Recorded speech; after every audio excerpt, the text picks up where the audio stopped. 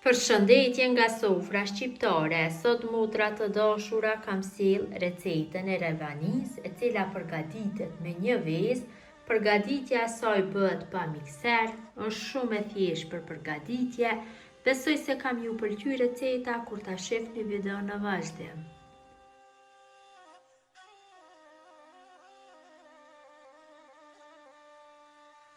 Filloj me përgatitjen. Për këtë revani na nevojitën vetëm se 10 minuta kohë për përgatitje. Na duhet një vezë plot, e hedhim kështu në një enë. Shtoj një gotë të çajit me sheqer. E përzim mirë masën derisa sheqeri fillon që të shkrihet, pra të formohet një lloj shkume e bardhë. Përzim për disa minuta kështu në një tek kuzhine.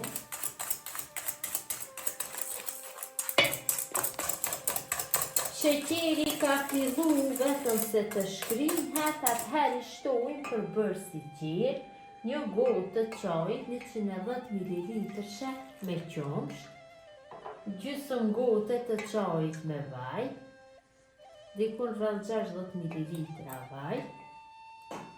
Shtojmë dhe 200 ml lëng mandarinash, kam shtridhë mandarina dhe i kam fitu 200 ml, ja jep një aromë shumë të mirë kësaj ravanie lëngu i mandarinave. Përsëri e përzim masën, kështu për disa sekonda. Nuk ka nevojë që të bëhet përgatitja e kësaj ravanie me mikser. Në një tek kuzhine shumë shpejt, ka ra dhe era e mandarinave shumë e sheshme. Tash ja shtojmë millin, gjithsej ja shtojmë 12 lugë gjelle me mill.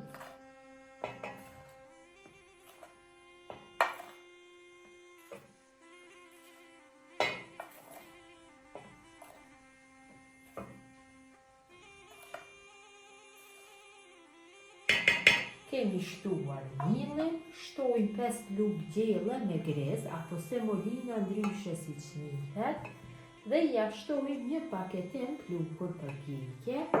Përsëri do e përzim masën.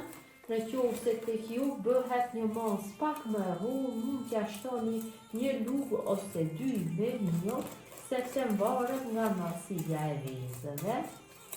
E përzim mirë për disa minuta që milli mos të ngelet topka në përmas.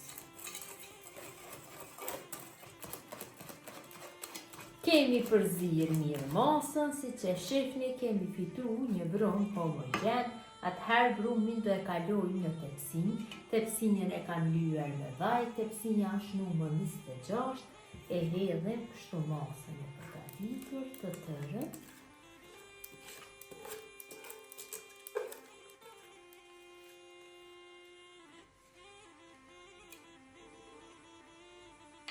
Dhe ravania është gati për pjekje. Gjatë përgatitjes e kam nxjerr furrën në 200 gradë.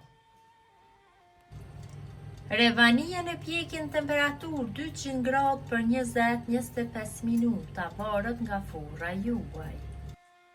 Revanien e kam largu nga zjarri, ka një aromë shumë të mirë, e lajmë që të ftohet plotësisht dhe më pas do përgatisim shërbetin. Pasi ravania është ftohur plotësisht, përgatisim shërbetin. Këtu në enë kam hedhur 500 gram me sheqer, ja shtoj një vanilë sheqeri dhe 500 ml ujë.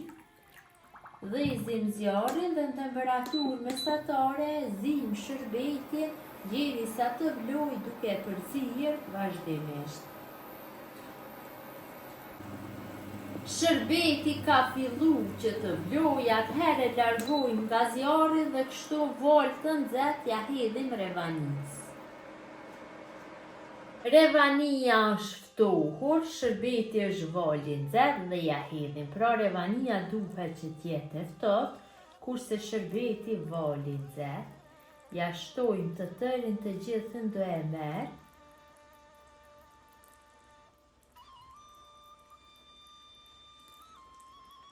Si që shifni e merë shumë shpejt shërbetin.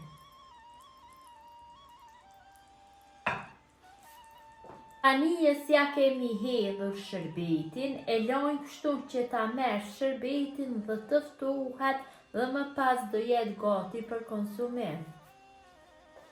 E kam lënë që të ftohet dikon rreth 9 orëve dhe si që shihni e kam marrë shërbetin plotësisht. Atëherë sipër do I hedhim kokos. Kokos mund t'i shtoni sipas dëshirës. Unë do I shtoj një shtresë pak më të shumtë, më e mirë bëhet. Pra jep një aromë vërtet shumë të mirë kokosi dhe një shije të veçantë. Munduhemi çdo cep që ta bëjmë të sipërfaqes me kokos. Dhe ëmbëlsirën tash do e prejmë. Do e prejmë në çfarë do lloj formash. Mund ta prejni. Ikone do e prej kështu, pak si në forma të pjerta, shumë do del bukur, në këtë mënyrë. Tamam, dhe prerjen t'ja bëj tradicionale.